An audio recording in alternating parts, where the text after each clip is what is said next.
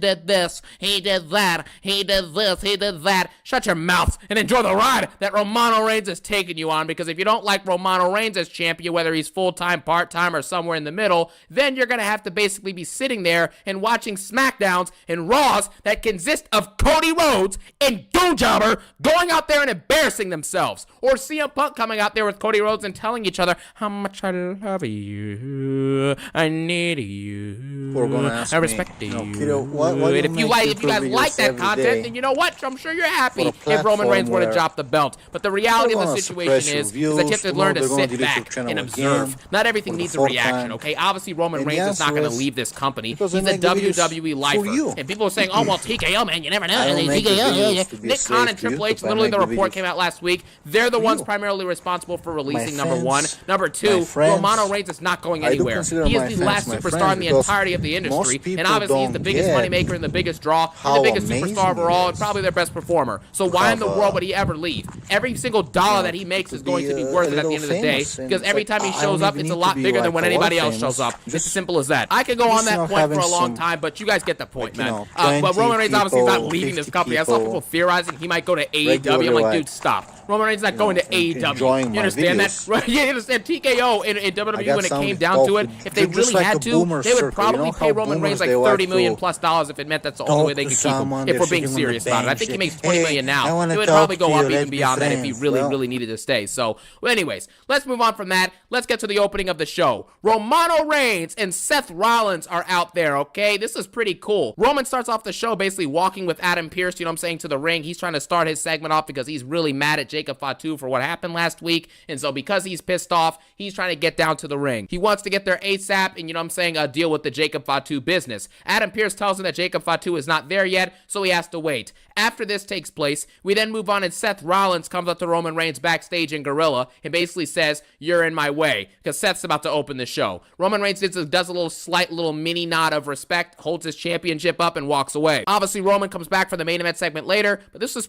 still pretty cool, right? This had some energy to it. It's cool to see the last of a dead breed. It's not a dying breed, it's a dead breed. The breed is dead because at the end of the day, like, obviously Roman Reigns is not as big of a star as like people like Austin and Rock and Cena. Like, we get that, but the problem is this. Sorry, I say the situation is this. I don't know, it's not a problem, but well, it actually is a problem for the industry, but here's the deal. Roman Reigns and Seth Rollins are like the last dudes who are actually, really just Roman Reigns is the last dude who's actually like a viable Mania main eventer. Hence why he's main evented the most Manias of anybody ever, bro. And Seth Rollins was brought up in the same era as Roman Reigns. They were in the same faction, and so therefore Seth is by proximity the second best and biggest star that they've developed over the last 10 years or so. Punk right now is the bigger star, obviously, because it's CM Punk, you know what I'm saying? And he has, you know what I'm saying, the long tenure nostalgia and stuff like that. But in terms of the last like 10 to 15 years, it's obviously Roman is number one, and then like Gap, and then Seth Rollins is number two. So it's cool to see these two. These are two of my favorite wrestlers of all time. Grew up with them, and you know what I'm saying, they were great, and now they're still great. Even though Roman was overpushed, obviously, and couldn't do much on the mic really at all, you know what I'm saying, back in the big dog days. Now it's great to see them both interacting here, and this is probably teasing them having a potential SummerSlam Night 2 match for this summer for the world title, which would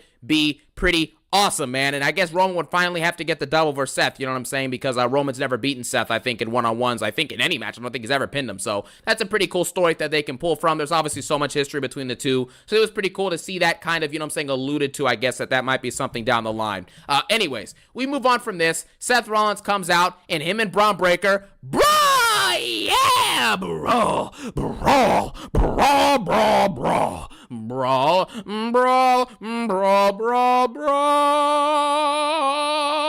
and then after they brawl, you know what I'm saying, Braun Breaker stands over him after hitting a big time spear. The security guards get in the way and everything like that. And at the end of this segment, we move on basically because nothing happens. Rollins is left there laid out, and then backstage he basically says, I'm not dead yet, and I'm gonna keep on, you know what I'm saying, keep on fighting, and I'm not gonna stop until I get my chance at Braun Breaker at Backlash or whatever. Then we have one of the worst segments of all time. And there was some segment where Liv Morgan is talking about some, like, she's talking to Roxanne backstage, right? All of them. And she's basically saying, saying, you know what I'm saying, Liv Morgan, she says, she's like, Roxanne, never ever lie again about anything to the Judgment Day. Promise me you'll never ever keep any secrets from me ever again. And she like gets up in her face, you know what I'm saying, trying to threaten her and talk down to Roxanne Perez. And that's basically it. Again, nobody cares. Nobody cares about this nonsense, bro. They say the same thing every week. Oh, don't turn on me. I'm gonna turn on you. Don't turn on me. Don't turn on me. Like, dude, stop. Guys, we need to have a discussion. Excuse me for the rant that's about to happen, but the Judgment Day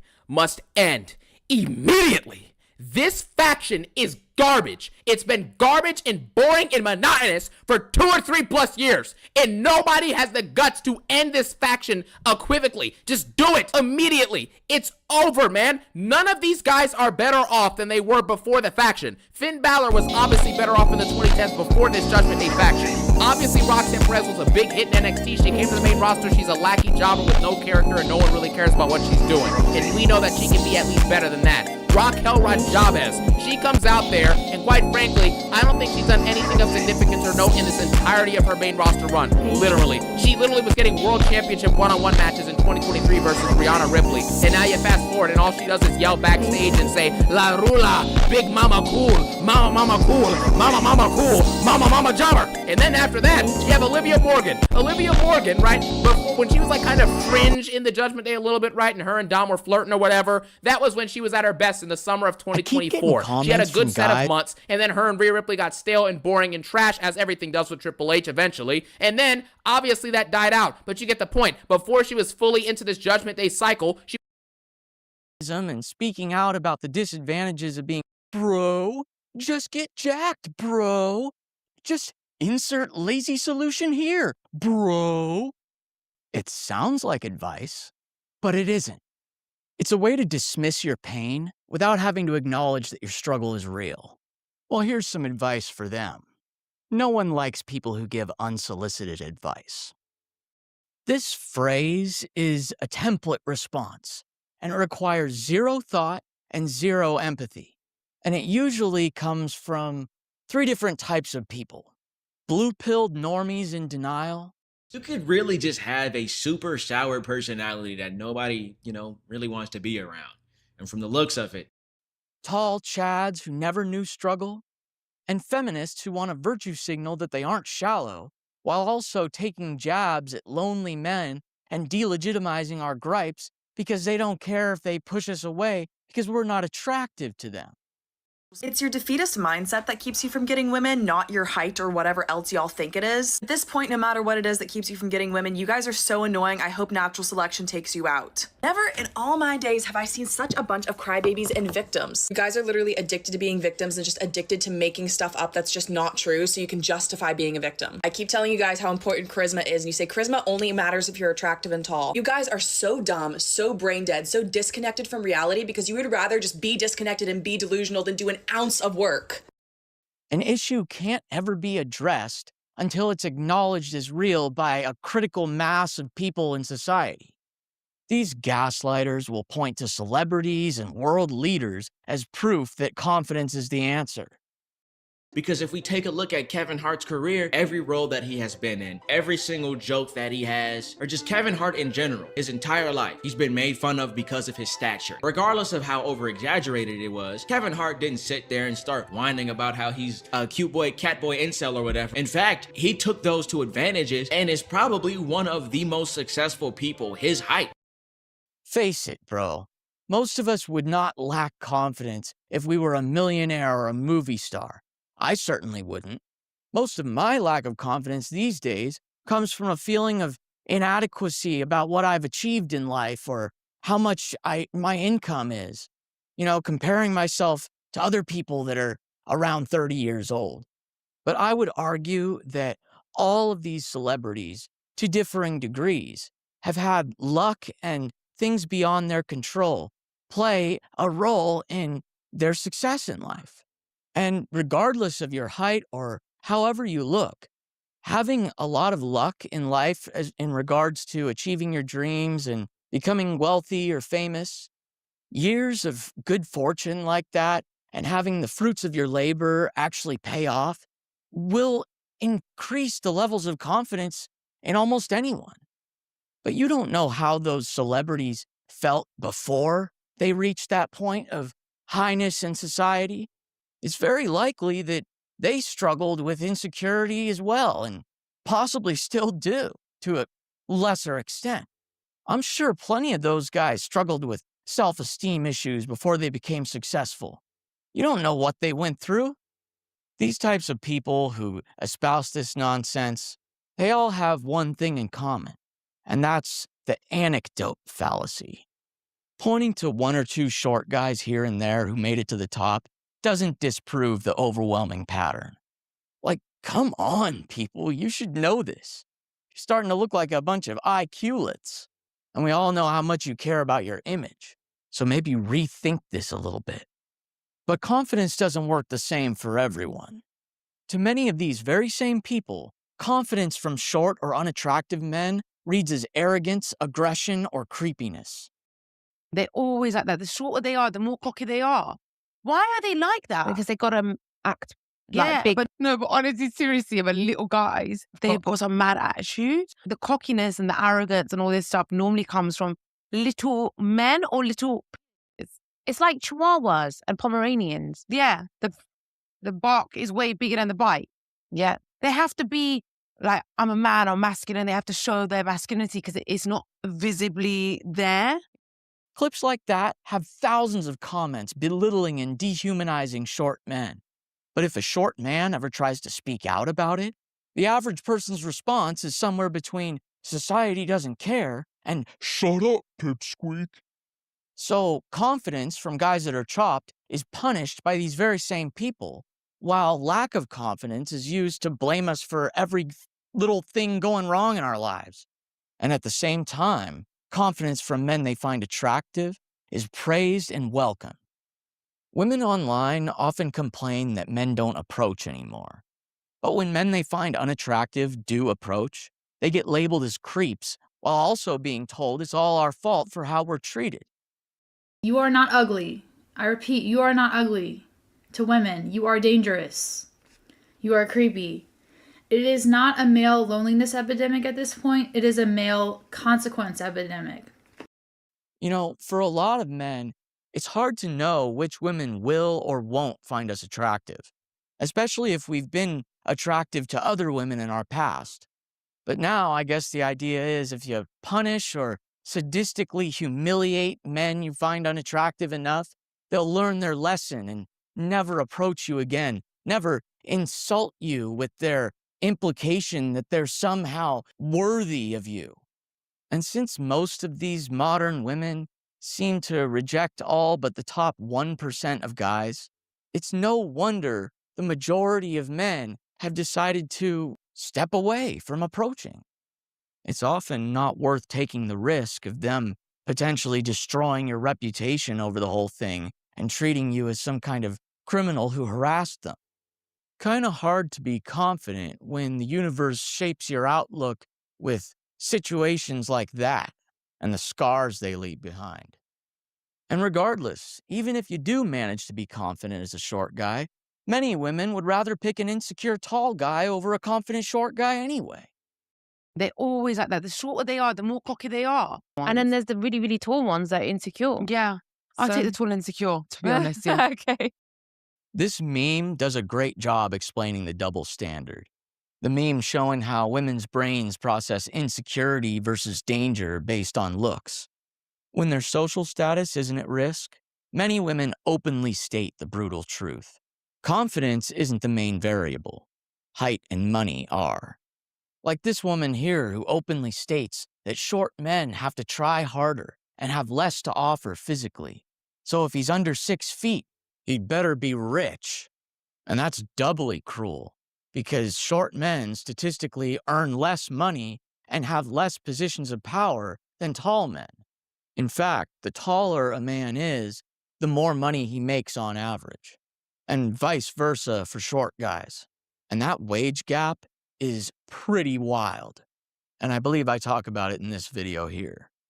But yeah, if confidence was all that matters, then how do you explain comments like these?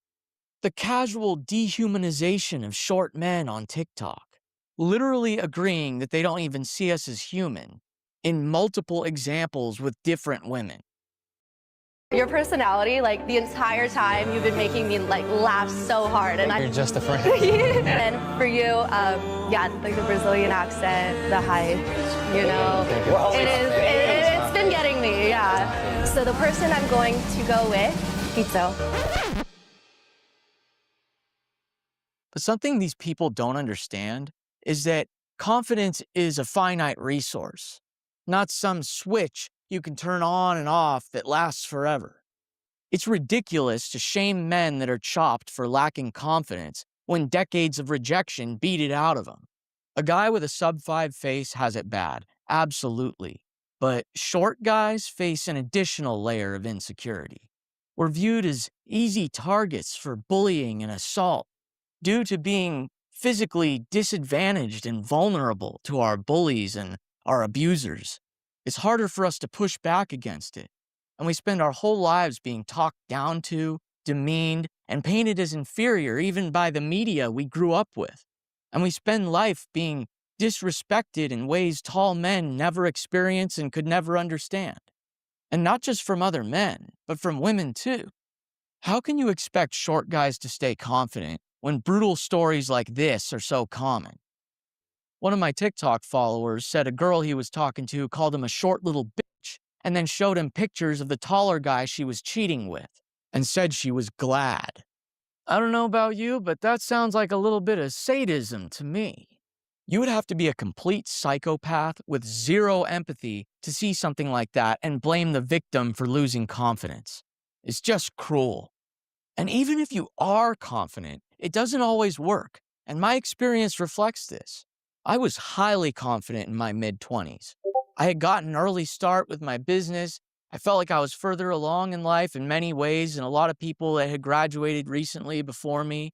You know, things had been going pretty well, and I felt good about the progress I had made in life. I felt good about how I looked. I had done a lot of ascending with my face and my hair. And from around the age of 23 to like 27 or 28, I had asked out dozens of women. I mean, I had gone on a lot of dates prior to that time, but the difference now was I was a lot more confident. And that's regardless of my height. If you know me, you know that I actually embrace my height. But ultimately, none of those approaches or dates or relationships ever went anywhere. I'm going to be 30 in a few months. I'm still a virgin, still never had a girlfriend. And regardless of all the time and energy and grind and sacrifice that I put in over the last 6 or 7 years to build my small business and build a variety of social accounts and marketing campaigns and sales and all this shit, none of it went anywhere. And as a result, that confidence slowly disappeared. So I had confidence, but the reality is that it doesn't survive indefinitely without some positive reinforcement. Just like with my burnout problem, I put years of work and thousands upon thousands of hours into building something only for it to flop due to things beyond my control. And here we are 6 or 7 years later, and I'm not seeing any of the fruits of my labor. Anyone would break down and lose motivation and burn out after an experience like that. I mean, I am worn the fuck out. So even if you've never dealt with the confidence issue, maybe you can relate to the burnout issue, and that'll help you understand how the confidence issue works. But even when short guys are attractive or unattractive guys are tall, low income, failure to achieve anything, and a lack of a stable living situation is enough for many women to pass on you anyway. But beyond just body image issues, when someone's ventures fail and life gets harder, confidence erodes even further. And at that point, it's not a mindset problem, it's a feedback loop. Reddit is a perfect example of the massive contrast in how short men versus tall men are conditioned through life experience. Just imagine the psychological toll of living on the wrong side of that divide. Not conducive to confidence. Maybe people should take a look at their own role and how they shape the confidence in those around them, based on how they treat guys they see as beneath them. Stop blaming the victim for once and take personal accountability for your abuse and the trauma you left behind. But you know what I think? I think most of these people don't even want to help. They just want someone to blame, someone it's okay for them to abuse. Normies like to combine advice with cruelty, kicking you while you're down and calling it tough love. Like, clearly this guy's trying to talk down to me like he's my hard-ass father or something, but it really just comes off as incredibly ignorant. Yeah, no shit we earn more. We're bigger than you. We eat way more than you. Buy clothes that require more material. Need beds that are bigger just to fit. We need more money to be comfortable financially. No grown-up in the real world cares about your height, grow up. I think you meant to put a comma there.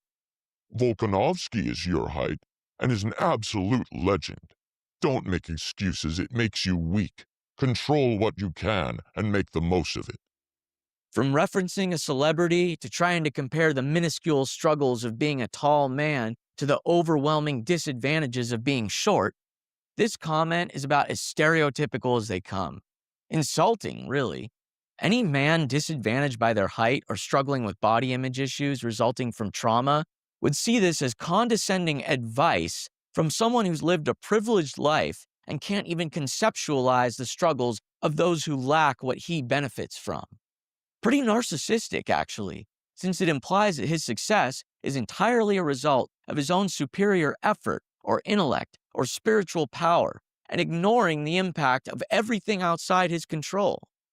Now, if you ask me, I think if these people really wanted to help, this advice would be worded completely differently. I mean, you got these same kind of people walking on eggshells when the issue is racial or related to LGBTQIA+ or something like that. Everyone else gets handled with kid gloves, but no, it's the short guys that get the tough love. I wonder why. Let me know in the comments why you think that is. But for some good examples, just look at these. Your vibes are horrendous. Standard Inkwell cult leader who sounds like he's never spoken to a real person. Hey, I'm not standard. Jokes aside, that was a great example of cruelty disguised as feedback. And then you got me leaving a comment about the risks of approaching women these days, followed by a reply from a young woman who says, "Agree, creeps should stop asking girls out. Go work on yourself." These people agree with women about the problem of toxic masculinity and then turn around and perpetuate it. Or, if they're red pillars, they just perpetuate the just world fallacy. You know, that every person has the same chance at life from the start, regardless of social status or appearance or loving parents or access to resources. And the lie that every person is rewarded with success in life relative to the amount of effort that they put in, and that everyone who struggles or fails at life is just reaping what they sow. It's all their fault. Failure is always deserved. You know, people who think like this next guy who roasted my Instagram. This guy's page is the worst. I mean, look at his bio. 5'3.5" manlet, height pill, it's over. Going to his YouTube channel is even worse. All his videos are about how much life sucks and how everything's terrible and oh my god, it's all because of his height, right? No, you are what you think about. This one's got it all. Victim blaming, logical jumps, assumptions stacking up like the horde of junk piling up at your grandma's house. I mean, if what he was saying was true, then why are women going around saying shit like this? These people aren't trying to help. They just found a group of people that are socially acceptable to abuse. Now, it's hard for me to believe that people that are this chronically online seem to understand so little about how social media actually works. I mean, I'm probably more chronically online than they are, but hey, I've got an excuse because I'm a content creator. I don't just consume. Now, you might be wondering why I bring this up. Well, it's because these people see me talking about heightism and speaking out about the disadvantages of being short and the advantages of being tall and assume that this is my whole personality and that's why nobody likes me. Yet they know nothing about me as a person or how the algorithm even works. Occupying a content niche doesn't mean that that niche represents your entire personality. Like, holy shit, this is like juvenile type thinking. They say nobody likes me, but that really couldn't be further from the case. Everywhere I go in real life, people love me, and I almost never talk about height in person. I've actually read a variety of books about charisma and sales, diplomacy, persuasion, and influence. I'm actually pretty good at talking to people, especially in a business context. And I know how to humanize myself just enough to build a stronger bond over time. And one of the biggest lessons I've learned when it comes to the art of speechcraft is when someone comes to you with a struggle that they're having in life, the first thing that you do should not be to try and give them some unsolicited advice or solution like just do blank or just be blank, or to somehow invalidate their experience by blaming them in some way. That's not a good way to win friends and influence people, if you know what I mean. Take it from a grizzled veteran of sales. And it's very clear to me that these people don't know me because they sit here saying that I complain all day about being short, when really, I actually love being short.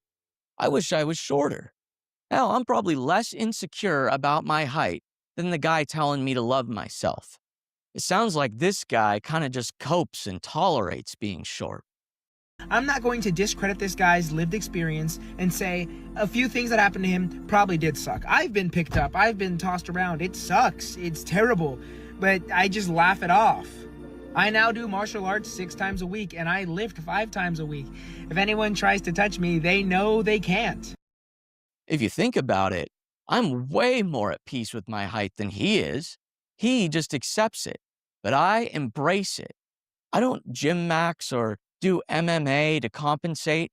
Not that there's anything wrong with that. It's totally cool if that's how you cope. And I also don't hate being lifted or patted on the head like he does. I enjoy it. So what sounds more fun, tolerating something or loving it? You'd think guys like this were pushing the law of attraction with how much they downplay the role of luck in success. It's awfully convenient for them to tie everyone's life outcomes to only the things that we have direct control over in our lives. It's convenient because it allows them to paint themselves as some kind of master of the universe and say that you should listen to him because he has all the secrets to success, that everyone has the same chance at life and there's no such thing as determinism of any kind. This kind of positioning should honestly be a giant red flag because it's exactly what grifters do to exploit the insecurities of their audience and sell them a solution to their problem after building the trust of these desperate people. And then when the solution that you give them inevitably doesn't work, you just get to deny accountability and wipe your hands with it and say it's all their fault because they didn't try hard enough. All the while, they get to feel intellectually and spiritually superior while invalidating the struggles of everyone less fortunate than them. You become what you think about. If you think everything's terrible because of your height, then everything terrible will happen because of your height. Don't let this work you up. You can find someone in your dating pool around the same height, and I've seen guys who are 5'5" pull a 5'8", 5'9" girl. What a lot of these people don't get is that a huge part of getting a girlfriend as a short guy comes down to luck. Having the right woman cross your path at the right time in both your lives. I mean, the stars basically have to align. Sure, there are a few women out there who are down for short guys, but they're pretty fucking rare. And many short normies who say shit like this just got lucky and have no idea. Like this guy who seems pretty clueless. Tell me how short men keep getting stunningly hot girlfriends. These people always resort to the same tired tropes in their argument. But what about? Like I said before, maybe the guy has clout or fame or money. Maybe he's got an extremely handsome face. But in the end, meeting the right girl who's in the right place in life to date you is really down to luck, timing, and circumstance. Especially when dating apps are, for the most part, off the table as an option for guys like us. I'm 5'7". Is being short the best thing in the world? Probably not. but it's something you can't change. So what is the point being upset about it every single day? All you're doing is ruining the quality of your own life. So this guy asks, what's the point? Well, bro, the point is to shine a light on the struggles of a marginalized group of people that are being swept aside and ignored in society. To spread awareness about heightism and the struggles of short men that are very real and have a significant impact on life outcomes, and all I'm asking is that they be acknowledged. I mean, is that so hard? It's the same reason that any other marginalized group talks about their issues, except their issues have been acknowledged for decades now by the general public. And yes, as a short guy, it isn't necessarily over if you have a good face, but luck is still involved in everything. And those who had good luck from the start in life have no idea how little control they actually had. How about you guys? Which is the most annoying of the 3 types of gaslighting normies that tell you to just be confident? The blue-pilled normie in denial? The tall Chad who never knew true struggle? Or the virtue-signaling feminist? Let me know in the comments. And if you made it to the end, comment brutal so I can know who my true comrades are. Subscribe to my channel for more relatable truths and brutal stories, and watch this video here, because the algorithm chose it especially for you personally. Thanks for watching.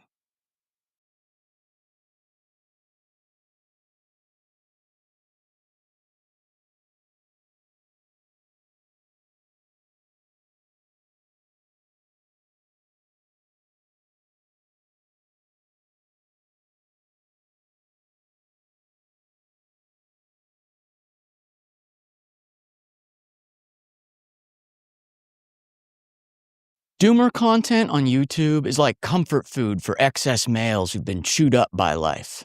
We watch it for a sense of solidarity, collective struggle, to feel like we have a voice. But what if that doomer you trust is actually just LARPing for views? And he's really just privileged, winning at life, and monetizing the despair of guys who aren't? That is the Paulie Walnuts question. So let's take a look at what he doesn't highlight. The Paulie Walnuts channel blew up fast. Nearly 50K subs in just 1 year. Multiple videos pulling big numbers early. And yet he frames it like wisdom. I would know. I've been listening to him since he started. He pushes the idea of, if I can do it, so can you, like a Disney movie or out-of-touch boomer. But to those of us who took the true pill, a lot of it reads more like, I got lucky in my early 20s, cashed out, and now I'm selling a vibe. And if you're a viewer who's actually stuck in a shitty life situation, that matters.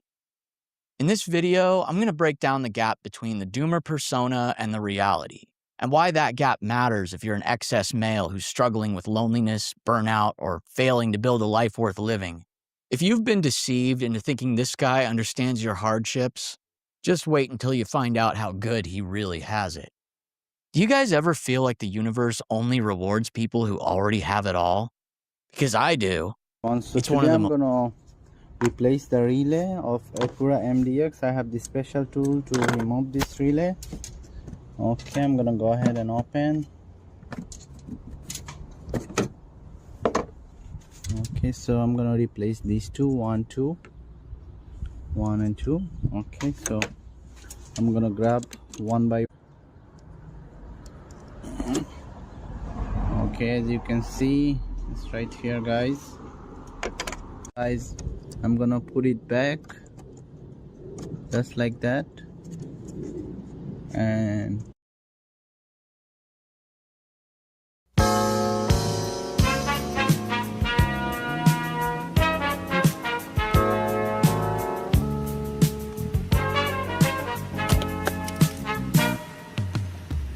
I guess you wonder where I've been. I searched to find. Hi guys, I want to show you a little hack that I probably can help you out with. These relays, they're notoriously difficult to remove. When you pull it with a plier, this plastic come off, and then you gotta pull it off without the cover, risk of damaging it. And a lot of times you do damage it. So the way you do it is you get one of these, an L-shaped pick, and all you gotta do is put it underneath the relay, put it up like so, and you should be able to remove it fairly easy. Okay, that's how you do it. L-shaped pick. I'm going to show you 2 ways to test your relay under 20 bucks. So the first way, what you're going to need is a multimeter. Any multimeter would do, a cheap one's fine. To test your relay, there's a positive and a negative pin. That's going to be 85 and 86. Those are your positive and negative terminals. So you take your leads, go to those pins, and then you should be getting anywhere between 50 and 150 of resistance. Another way is you take your relay and a 12-volt battery, connect your negative to 86, and then connect your positive to 85, and you should hear a click. Follow for more tips. I'm going to show you 2 ways to test your relay.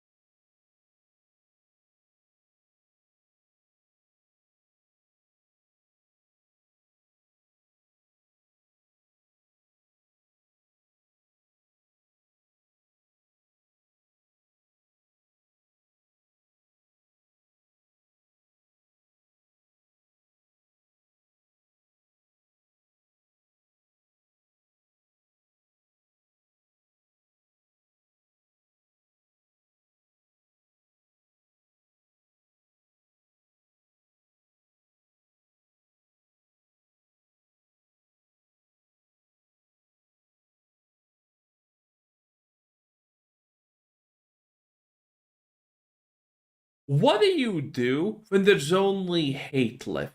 Bethesda has lost everything at this point. The fans don't trust them, the fans are leaving. Most people no longer identify themselves as fans of Bethesda in general. They just say, oh yeah, I kinda liked Skyrim, but everything else is pretty bad. The people who have supported Bethesda for decades, like Mr. Patty, Luke Steffens, and many, many others, are slowly but surely turning against them and calling them out for being incompetent and completely skillless and talentless, and no one's saying they're wrong even. At this point, I don't know if it's possible even to find a Bethesda video where anyone's commenting something positive about them. I really don't think it's possible at this point. And the longer time passes, the more people dislike them, distrust them, and are refusing to put faith in it. I mean, let's be real. Starfield, all of its updates, garbage. The Oblivion Remastered, completely abandoned. And that one is slowly starting to sting, because it's roughly the 1 year anniversary now since Oblivion Remastered dropped, and people are not happy. People absolutely hate what Bethesda has done. Well, more specifically, what Bethesda hasn't done. Today, we are gathering to look back on Oblivion Remastered after 1 year on the market. Now, April last year, we were throwing a party. You couldn't find anyone more excited than me for the release of Oblivion Remastered. It started off as just a little FTC leak where we saw Oblivion Remastered on a sheet full of games coming up from Bethesda, and it was kind of unbelievable because at that point in time, Bethesda had shut down firmly the idea of any remasters or any remakes. Since then, it appears the stance has softened. But as the years would go on, I think this is all Microsoft, by the way. Because remember, Bethesda also did not want to do movies. Todd Howard was against doing TV adaptations for any of their IPs. He turned down multiple deals of creating an adaptation for Fallout. Then Microsoft bought them, and well, congratulations. Here's a Fallout TV show, which did irreversible damage to the brand. Which really did. And now we're getting the remasters. And Bethesda obviously did not want to do this because I think Bethesda understood that if they do a remaster of any of the old games, people are going to love them. And people did love the Oblivion remaster. It was great. Everyone was positive about it, even though the game crashed like every 20 minutes. But a good game is a good game, and people are going to play. Dragon's Dogma 5 FPS in the city? Just don't be in a city, dude. People ignore these things. But now, a year later, nothing has been fixed because Bethesda is a bunch of spiteful losers and Todd is at the head of them. They refuse to fix bugs. Now, granted, the question is Bethesda even capable of fixing bugs at this point? But in any case, they're not even attempting to make the situation better. Because the Oblivion Remaster just proves how incompetent Bethesda is. That the old Bethesda was better, they made better games, and it was a better time. We'd see multiple leaks, multiple rumors, everywhere from Reset Era to Reddit to former Virtuos employees to eventually screenshots to Nate the Hate. Everyone was leaking this game, and eventually one day, it was real when Bethesda shadow dropped the game. To great success, might I add, because by the end of 2025, we learned that Oblivion Remastered was in the top 10 best-selling games of 2025, beating out the likes of Call of Duty Black Ops 6, which we know that Call of Duty carryover is crazy, Ghost of Yotei, Minecraft, Elden Ring, Night Rain, as well as Kingdom Come Deliverance 2, and many more. The result on Steam is the game sitting at, with recent reviews, mixed, more on that in a little bit, but also, overall, mostly positive. That's because when Oblivion Remastered had launched, it had issues. The rumor originally was that this game was supposed to come out in June, but it was our belief that maybe Xbox and Bethesda collectively shoved this thing out the door and decided to shadow drop it, maximize sales, patch it, and then move on. That's exactly what they did. Update 1.1 brought general fixes to the game, everything from crashes, which I still experience to this day, to gameplay fixes and system fixes, but Update 1.2 showed a These are probably the biggest patches Bethesda has ever done, by the way. The reality is the UI doesn't matter. The audio doesn't matter. The quests, well, some of them matter, but most of them don't. And from the crashes, most of this is light stuff. You need to understand, the reality is a huge patch for Bethesda, because I'm not joking when I say they're incompetent. Look at the Starfield updates. That is still supposed to be their flagship title game. It's supposed to stand right there, shoulder to shoulder. Well, in this case, probably split roasted in the middle, because that's more Bethesda style nowadays. Between them, because it's one of the big three, the bottom three.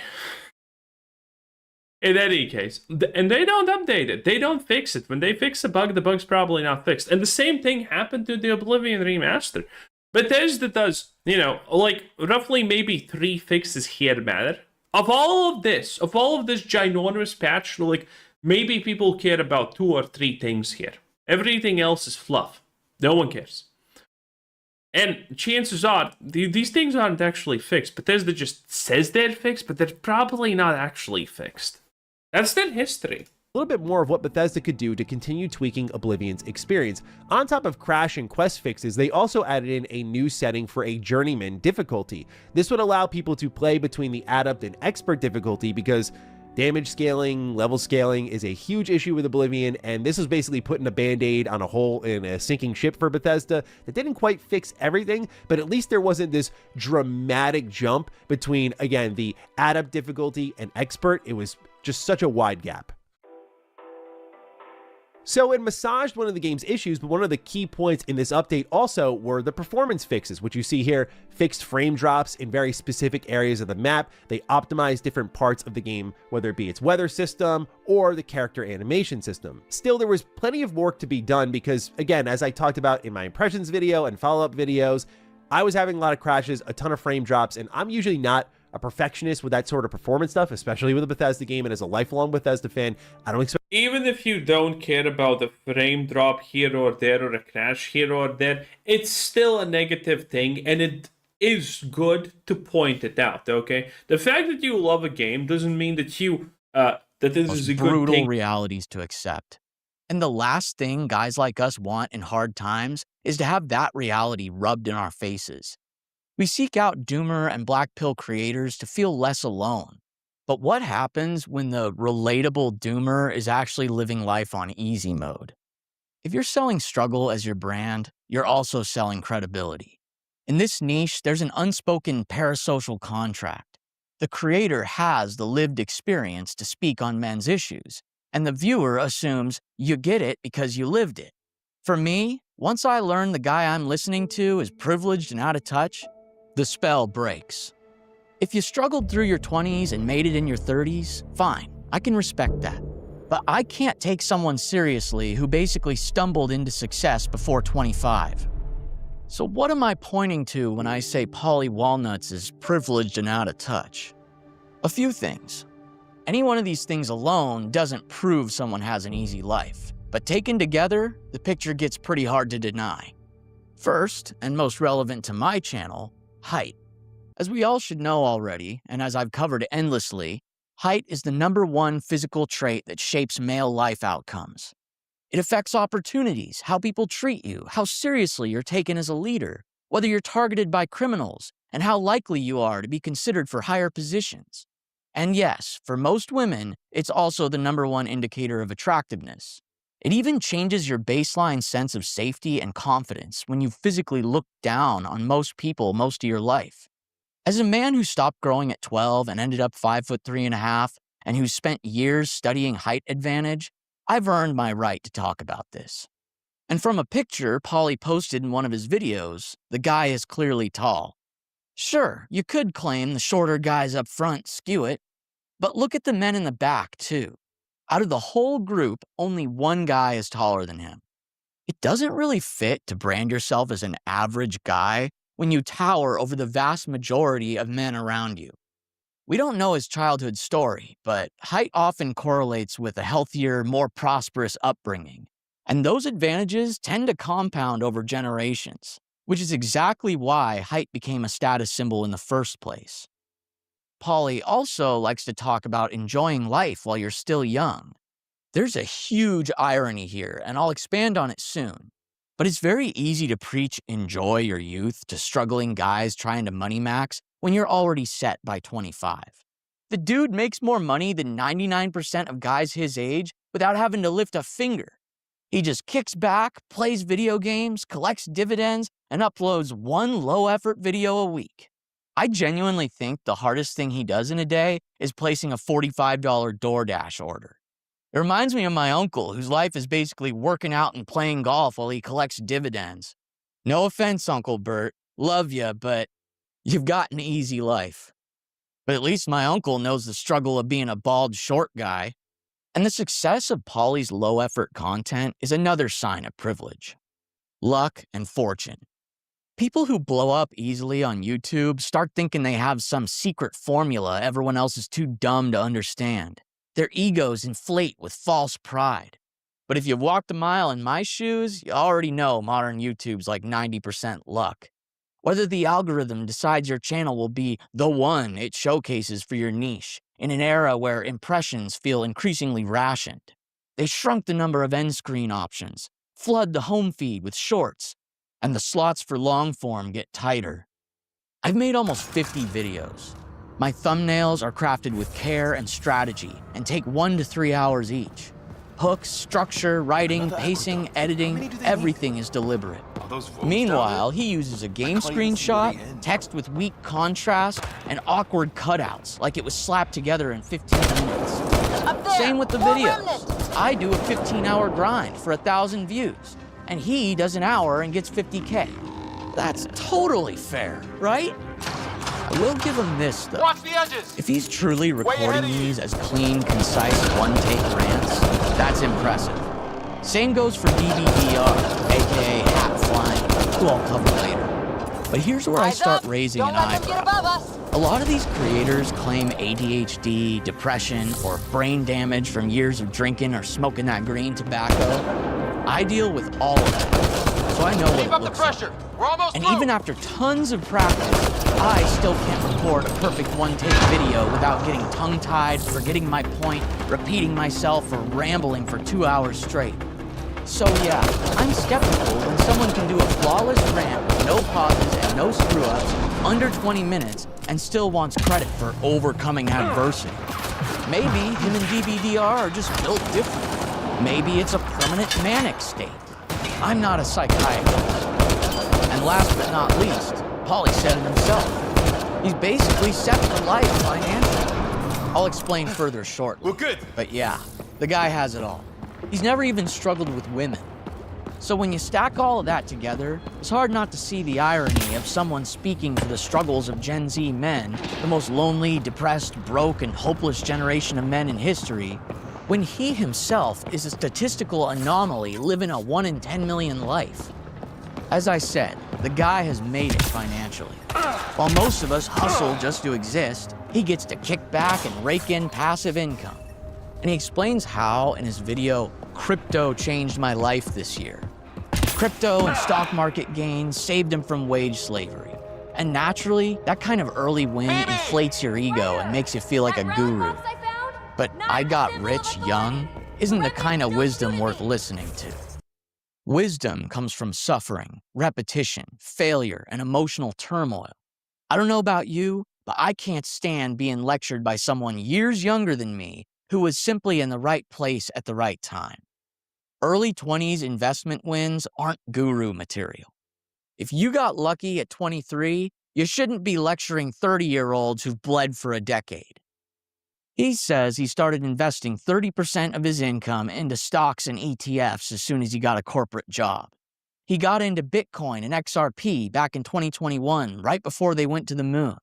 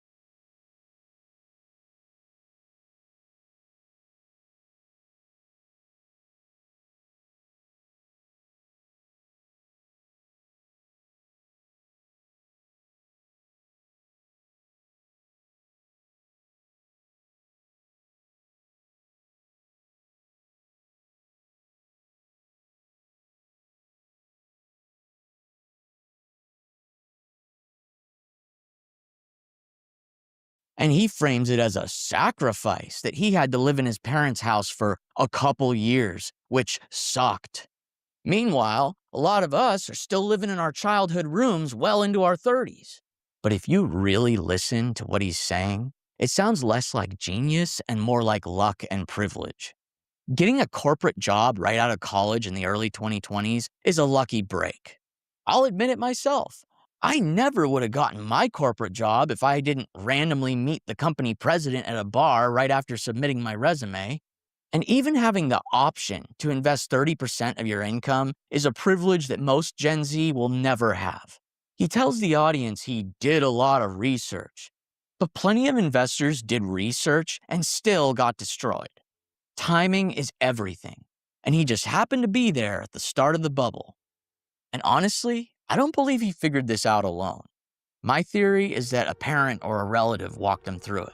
Maybe I'm wrong, but being exposed to Bitcoin and XRP early, right at the base of a massive bull run, is also a who you know. He claims back in 2021 that he and his friends noticed XRP was being artificially suppressed, looked into it, and discovered it was being used by institutions to move liquidity. But that story smells fishy. That's not something a random 21-year-old stoner just stumbles into. Someone or something pointed him in the right direction at the right time. And that's luck. Now compare that to my garbage luck. I spent like 8 months day trading when I was 20. I did research, I diversified, but almost every penny stock I touched went to zero. I lost $5,000 and didn't recover $3K until 4 years later. I also lived with family while working a corporate job. I didn't invest 30% either. I invested more like 80% into index funds, and those low to mid-risk returns only made me a few $1,000s a year. Most of that money eventually went into funding my business venture, the thing I've been enslaved to since 2020. I also got into Bitcoin around 2021, but I only had about 2K, and it's only gained about 1K since then. As for XRP, I didn't even hear about it until October 2025. It's like everything I buy crashes and everything I sell moons. I bought 3K of XRP near the all-time high, then watched it immediately fall below $2 and stay there. I kept throwing money at it, got my average cost down to $233, and I've basically lost hope. God just hates me and wants me to fail. I even sold half my Bitcoin thinking it would drop below 80K, and it instantly ripped back above 90K and stayed there. Meanwhile, my golf-playing uncle heard about XRP around the same time Polly did and never told me. He bought a ton at 30 cents each and made $50,000. So when you hear Polly talk about being set for life and making 6 figures from his investment, it makes you wonder what kind of corporate job he had and whether nepotism was involved. The reality is, if the universe doesn't want you to succeed, you can do everything right and still go nowhere. Timing is everything, and if Polly would just acknowledge how much luck played a role, I would respect him more. Pretending it's all merit is the problem. The most dangerous advice comes from people who succeeded early and think they built a universal blueprint for success. Polly Walnuts went from easy win to easy win in life, and as a result, he pushes this blue-pilled hope fuel nonsense about how we could all be like him if only we tried, indirectly victim-blaming those of us who did try, burning ourselves out and growing old chasing a dream that never came because we never got lucky. The guy hit 10K subs after just a dozen or so videos and decided to post this bullshit to his community tab, telling us that the world is yours. That's right, Polly. The world is yours. He talks like struggle's all a mindset issue and not a circumstance issue. What about you guys? Do you think doomer content hits different if the creator is privileged? Or does it not matter if the message is still good? Now here's why I say Polly Walnuts is LARPing for views. And if you've been listening so far, you probably already know. He talks about doomer and black pill topics and the struggles of Gen Z men like he knows it firsthand. But in reality, he has very little experience. It's like listening to someone dressed as a soldier while they narrate the battlefield from a balcony. I've watched a lot of Polly Walnuts over the last year, gap between his life and mine didn't fully hit me until his recent video, Living is Expensive and Rotting is Free. And this was before I even realized he made big money off crypto and investing.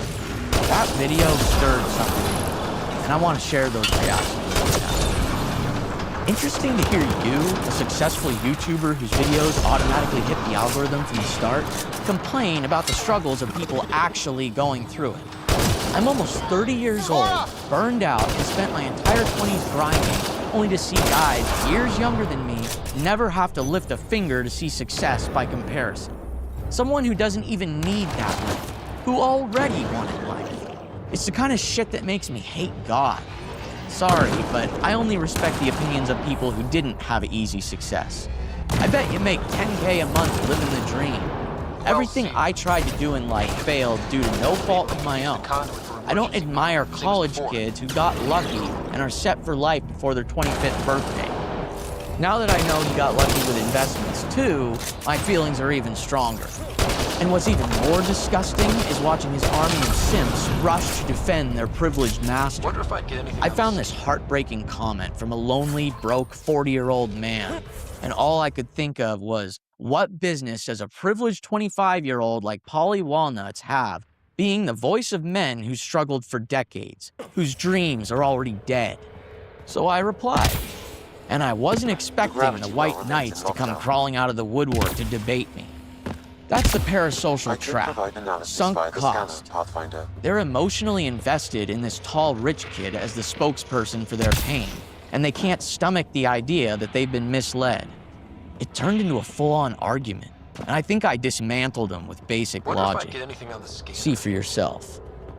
Here's the original commenter. Just turned 40, no kids, renting, perpetually broke. Shit is bullshit. So I replied to him. Meanwhile, this guy making these videos is half your age, making twice as much money making low-effort YouTube videos, all complaining about things you're going through and he isn't. You and I actually struggle. The guy making this video never has and never will. He just fell right into success at a young age, doing something fulfilling and independent. I only respect people who got shat on by the universe for 10 years like me. It's easy to talk about enjoying life while young when you actually have something you created to be proud of that brings in income. So Ass Kisser number 1 says, "That's a lot of assumptions." And keep in mind with my reply, I had his age confused with someone else, when he's actually 25. So I reply to the Ass Kisser, it's not an assumption, it's a fact. I know he's in his early 20s. I see how many vids he's made, been watching since he started. And I know by experience how it feels to try your hardest and do everything right, only to see people 10 years younger than you just walk into easy success. And trust me, getting that high of views so early on in a channel is easy success. It's ironic to listen to someone who has it easy talk on behalf of people who have it hard. So the Ass Kisser says, to say it is a fact that the video author has never struggled, to say that he isn't going through what he's complaining about is literally impossible to prove, and just a bit odd. Yeah, he's not 40, lived 2 decades more, but struggles aren't the same for everyone, and to compete in struggles is very sad. The world isn't a suffer Olympics. Also, do you figure it's fact that he doesn't experience these things but makes specifically videos about it? If that kind of Reddit logic and broken English doesn't tell you the kind of intellect I'm up against, you're in for a real treat. And again, this is before I knew he had also made a fortune on investments in his early 20s. So I said, if you succeeded as a YouTuber in your early 20s, you never struggled. You never went through 10 years of grind for nothing in return, failing over and over while you sacrifice all your relationships and free time to dedicate to a grind that never pays off, all while you grow older and lose your youth, only to watch people much younger succeed. No one who starts getting 100K plus views on gameplay commentary videos before his 50th upload had to struggle. I had a shit childhood too, in case he did, but he's probably a rich kid because in this world it seems only rich kids succeed. But I don't care because it was temporary. It's now over, and there was no pressure to succeed like there is when you're reaching 30. Let me guess, you're gonna victim blame me now and tell me it's all my fault. That's what people like you usually do to those stricken with bad fortune. If you do, I only hope that my curse finds you in return. Everyone should struggle like I had to learn some empathy and compassion. As you can tell, I was pretty upset. After that, I decided to leave another reply. So I said, and when you're talking about the Suffer Olympics, it definitely makes more sense to listen to someone who has suffered more discuss these topics, rather than someone who's waltzed right into success at their first venture.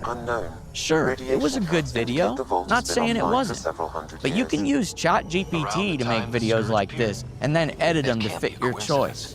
You don't necessarily have to have gone through the worst to make good content about these topics, but it's not actually genuine or authentic. Careful. Kiss ass number one left a laughing emoji, and that was the last I heard of him. But in comes kiss ass number two. This guy's even worse than the first one. Waltzed into success. Keep telling yourself that, bro. While you're out there suffering, the little man is making it out of the game.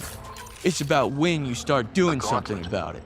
So I say, I guarantee you I've worked orders of magnitude harder and for longer than Polly Walnuts or anyone in their early to mid-20s. From going above and beyond at my first corporate job at 23, to building my first business at 24 with $450, spending 5 years painstakingly building it from the ground up, only for legal changes to render it unfeasible, and unforeseen market conditions to completely flip it all upside down. On top of that, I built multiple creator accounts on basically every platform, wrote and published a book, professionally recorded a song, developed my own deck of cards, and spent years pounding the pavement to establish business relationships with shops around the area, getting brutally rejected and mistreated in the process. This account is only my latest venture. I've literally not had a single day off in months. My mom is mentally ill, my grandma who raised me is getting dementia. I'll soon have no loved ones left, never had a girlfriend, have no time for friends, and none of it has panned out into a living income. Getting 50K plus views on gameplay commentary by age 24 before you even make 30 uploads is the definition of waltzed into success. Keep coping. Reality is, you can do everything right and still fail. So this gives you an idea of the kind of red pill bootstraps logic we're dealing with. If you think I did a good job pushing back, let me know in the comments. And tell me what else you would have added. Because in the end, they stopped responding. And to me, that's a win. And I don't know about you, but as an aging inkwell loser who's almost 30 and never had a girlfriend despite asking out dozens of women, the last person I want to hear from about dating and the male loneliness epidemic is a 25-year-old who's already had multiple relationships since high school. He even confirms it in his video, She Might Not Be the One. Personally, I stopped listening to doomer YouTubers who don't actually know what it's like to live life in our shoes. And zooming out, Polly Walnuts is basically rich get richer incarnate. The unfairness of the universe on full display.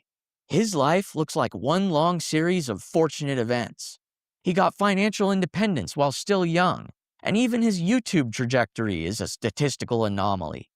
In 1 year, he gained 46,000 subscribers off 75 long-form videos at age 25. Less than a month in, he had a video hit 500K views, talking about quitting his corporate job and bragging that he made his salary in crypto in a couple months. 2 months after starting, he had 10K subs. Then he dropped another video about making 6 figures in crypto in his early 20s, and it pulled 30K views like that's supposed to make him a guru. Meanwhile, I got 5 views per upload for my first month and didn't break 100 views until 2 months in. It took me 5 months to get monetized, and I still average 1 to 2K views even when I do everything right. Polly never had to grind. The algorithm blessed him after a handful of low-effort videos. It's just more proof that the already advantaged get amplified, and people flock to further enrich someone who doesn't even need his channel to succeed. All while most of us slave away for nothing or rot in bed wishing we could just go to sleep forever. And he acts like all we have to do is follow his lead. Yeah, kids, just get lucky like me. Just invest in crypto 4 years ago and get boosted by the YouTube AI. Most of us assume the doomer YouTubers we watch have suffered like we have. We believe the person we're listening to knows the struggle, the grind, and that the content is authentic, that there isn't some massive gap between the creator's quality of life and the audience's reality. We don't assume that the channel's just a calculated niche strategy built by a 25-year-old who got lucky financially and then got handed easy success on YouTube too. But what do you do when you find out? Do you keep contributing to making the rich richer? Or do you find someone else to listen to? Someone whose life actually has been as bad as yours? My suggestion for your long-term mental well-being is this. In this niche, watch creators who actually did their time, who paid the price in time and toil, who know your struggle by experience. Support male issues creators who actually need the views, not inexperienced kids stacking more money on top of already towering stacks of cash. If someone's selling struggle, demand honesty about the role of luck. And don't let a guy who's lived life on easy mode write your instruction manual for life on hard mode. And let me know in the comments, what's one time you tried your best, did everything right, and still got screwed over by the universe? Subscribe for more brutal truths and brutal stories from a guy who's actually lived it. And if you enjoyed this video, you'd also enjoy this one, about my life as an involuntarily stay-at-home son. Thanks for watching, and please remember to like the video.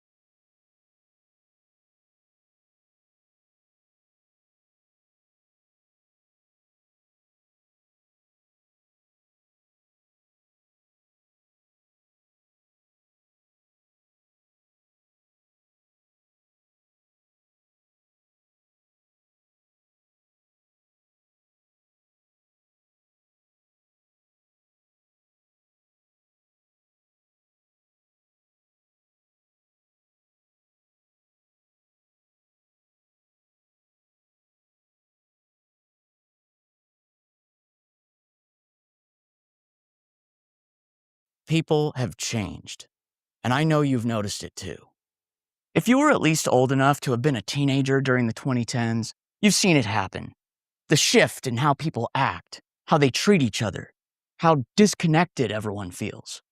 A lot of people say it all changed in 2020. And yeah, 2020 did speed things up. But the truth is, it started years before that. What 2020 really did was accelerate a change that was already in full swing. And if you've been paying attention like I have, you've probably noticed how much worse it's gotten in just the past year. It's enough to make you fear what 2026 could bring. I've thought about this a lot. And today, I'd like to break down what I think really happened and when it all really began. So when I was in high school back in the early 2010s, social media was a thing, but it was focused on helping you stay connected with your real-world social network. But even though the internet was a part of everyone's life just like it is now, the internet was more of a collective shared experience. Whereas today, we don't have that shared cultural experience, which was something that was really prevalent in every decade before this one. And in the early 2010s, at least, we still had it. You know, Charlie Bit My Finger, angry game reviewers, Friday, Friday, gotta get down on Friday. The Annoying Orange, Fred, and who else remembers Tosh.0? It was like a 2010s version of America's Funniest Home Videos. And as the 2010s wore on, those smartphones went from being relatively uncommon for young people to own to becoming prolific. Now, one of the things that completely and utterly collapsed in the last 5 years was the existence of third spaces, affordable places for young people to gather, eat, socialize, and meet each other. Emphasis on affordable, and I'll touch on that in a bit. But when I was a teenager, Main Street was booming. I remember walking all over Main Street, downtown, hanging out outside Safeway after school, going and meeting people at their garage, going to Burger King, to the library, to the park, going to festivals and small town fairs. Back then, people weren't buried into their phone. Like the most people would do on their phone was text a few times a day. Although I remember getting pretty annoyed at my friend who, when he started talking to girls a lot, had his face buried in his phone texting all day, every day, and was no longer present when we hung out. But socializing, meeting people, and hanging out outside of school was still a fairly easy thing to do. And social media didn't take away from that. It actually enhanced and strengthened our bonds. Now, I started college around the mid-2010s, and I can say that by around 2017, I was already noticing people becoming significantly less social. And I can attribute this change in social norms to a shift in how social media would operate. It went from being a way for us to keep connected with our friends to being a way for these companies to utilize your attention and your usership by feeding you content that they think will keep you on the app for longer. So instead of helping us maintain our real-world connections and reinforcing our pre-existing friendships, these apps were now dividing us into our own little isolated echo chambers based on our already pre-existing worldviews. And as this process went on, we had less and less in common with the people around us in real life. And because this new evolution of social media was still so fresh and new and exciting, all the young people were just completely enraptured by it and lost interest in the old way of socializing. Third spaces, they still existed in the late 2010s. We still had the opportunity and the option to go there and meet people and develop real-life relationships, but we chose not to. We didn't know what we had until it was gone. In 2020, the global crisis hit. We all know what happened. Here in California, everything was shut down for 2 years. Half the businesses in town shut down permanently. Instead of having the option to go meet your date at a coffee shop or a cafe, or go there on your own to try and meet somebody, they wanted you in and out fast. You had to wear a mask, inhibiting your ability to express yourself, you know? Me, as a short guy, my face is all I have. A woman looks at me, sees how I'm 5'3.5", and immediately rejects me, especially when she can't even see what I look like. And of course, we had the rise of these delivery apps, banking apps. All of a sudden, you could do everything you needed to do without even leaving the house. And women, especially with these dating apps, they get, 100, 200 matches in one day. All they got to do to meet a man is pull out their phone, go on Bumble or Tinder, and in 5 minutes, they'll have a special order for the nearest 6'6" Chad to head right over to their house for a night of fun. What chance do guys like us have? When I go out today, I don't see women my age. All I see when I go out is 90% of women are over the age of 60, and the ones that aren't have a kid with them or a guy. And if you look at them for 1 second too long, that guy is. So what's the point in going out?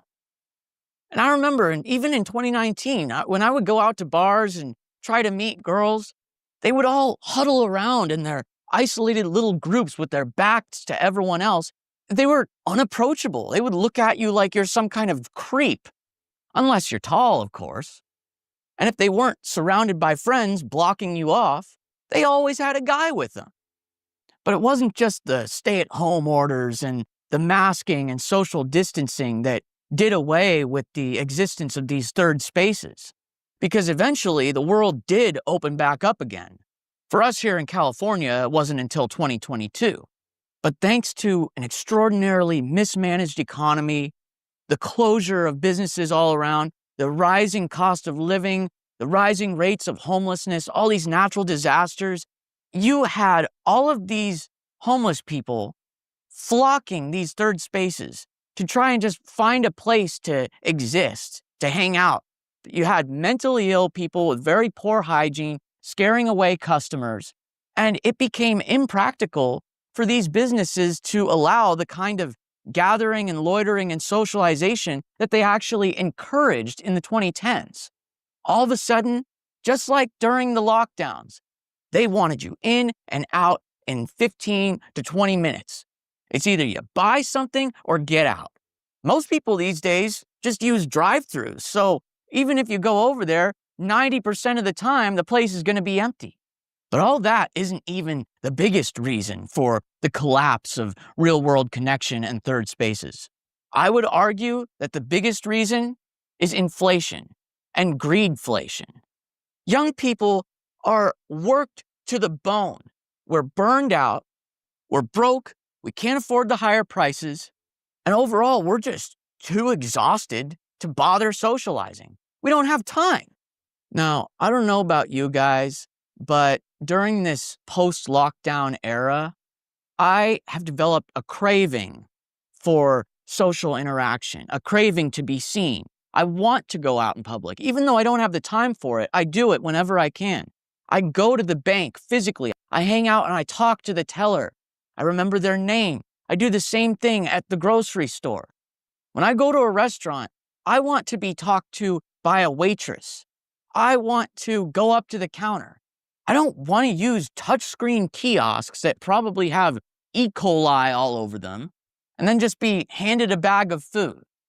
As a result of this disastrous economy, costs going up, they're passing it on to consumer, and they're finding every way they can to fire people. And as a result, these little moments of connection that we once had are slowly being taken away. Also, some multinational corporation can save a few bucks. And as I touched on before, social media and the way it's evolved, it has pushed people and herded them off into all these isolated algorithmic echo chambers. We don't have those all-encompassing cultural movements that defined past decades, and it makes it much harder to bond with people in real life. And by far, the most negative outcome of this cultural fragmentation is the political division that's resulted from it. For those of you who are young, you might not know this, but in past decades, the majority of people agreed on the majority of things. And political division was based on a few key issues that people disagreed on. But for the most part, people could agree to disagree. We didn't live in multiple different realities. And it becomes impossible to get along with each other when you see the other person as living in a false reality. And as a result of this, people no longer feel safe opening up to each other. And that's another thing that accelerated over the last 5 years. This extreme level of political division began in the late 2010s. And I'll explain a little bit more on that later. But it was the crisis of 2020 and the election of 2020 that kicked that into high gear. Our perceptions of reality completely split and became further and further apart as time went on. I used to say whatever I wanted to on social media, no matter how offensive it was, within reason, without fear of anything bad happening to me, because that's the way life always was before the 2020 election. And I thought it would always be that way. But I apparently just happened to have developed an opinion that was considered dangerous. So one day, I decided to share that opinion on social media back in 2021. And I shared my distrust for the billionaires who were in charge of coming up with the thing that was supposed to help save humanity from this new crisis. And all of a sudden, I'm banned from LinkedIn. All thanks to the witch hunt for conspiracy theorists and those who spread 2021's word of the year, misinformation. Then a year later, I decide to share my opinion on the Ukraine war on Reddit, and what happens? I'm permanently banned from Reddit. Tried making several new accounts, auto ban every time. Same thing happened with Twitter. And I started hearing these stories of people across the country sharing their opinions on these things and having people call up their employer and get them fired or turn them in to the FBI as a potential domestic terrorist. And then I log into Bumble and I see nothing but women saying, if you voted this way, swipe left. If you didn't get the job, swipe left. If you don't support BLM, swipe left. It's like if you didn't kowtow to every last one of their virtue signaling fads, that's it. You're shunned. You're excommunicated. And that's the best case scenario. They'll go out of your way to ruin your life, ruin your reputation, tell everyone that you're a racist, that you're a bigot, that you're a fascist, that you want people to die. And if you don't genuinely feel the same way about all that stuff, you're going to have to live a lie and put a mask on your face. You know how exhausting that is, how emotionally draining? And at some point, you're going to slip up. Let's say the newest, most fashionable crisis happens and you don't post in support. Their view is silence is violence. You're a fascist. You're a horrible person. And they cut you off and tell everyone how bad you are. So as a result, we can't trust anyone anymore. So you may meet somebody that you have a lot in common with out there who can become a great friend, but you'll never know because nobody wants to show their true selves anymore. But at a certain point, all this paranoia and fear becomes exhausting and you kind of just withdraw and stop caring. And what's really ironic is a lot of these women will make exceptions if you look a certain way. Like if you are unattractive, sub-5 male, or a short guy, you have to follow every last one of their political tenets. But if a guy is 6'6", he can get away with being a homophobic, racist, redneck Republican, and they'll just make excuses for it and look past it because he's tall. That's why. So as a result of this loss in trust that we have for each other, people see each other less as human beings and more as disposable commodities. And as a result, there's an epidemic of ghosting and blocking at the first hint of any sign of discomfort or conflict in a relationship. And blocked means blocked forever. Used to be that you could make a new account and start over from scratch and have a new chance, But back in the 2010s, you could still share whatever opinion you wanted for the most part without fear of being banned for being reported for wrongthink. And then silently, everything changed. And now every time you turn around, you got somebody reporting you for saying something they disagreed with, and the social media platform sides with them. And as a result, people feel unsafe opening up to each other. Now, it used to be that people could go to their elders for wisdom, for advice, but things have changed so quickly in the last 10 years that it feels like elders are almost like children now. They're completely lost in the world. They're being taken advantage of on Facebook. My grandma, I have to watch over her all the time. So we as young people have lost one of the most valuable things, and that is the wisdom of elders. They're so out of touch. They don't even realize how difficult life has become for us. And as a result, when we fail to thrive at life, we're the ones who get blamed for it. And that drives us even further apart. Now, I touched on this earlier, but these days it feels like people are disposable to each other. And they see you as a means to an end, a resource to extract. But these days, it seems like if you don't already have an established friend group by your 20s and 30s, there is no hope for you. Now, I don't know how many of you have experienced this. I'd like to hear about it in the comments.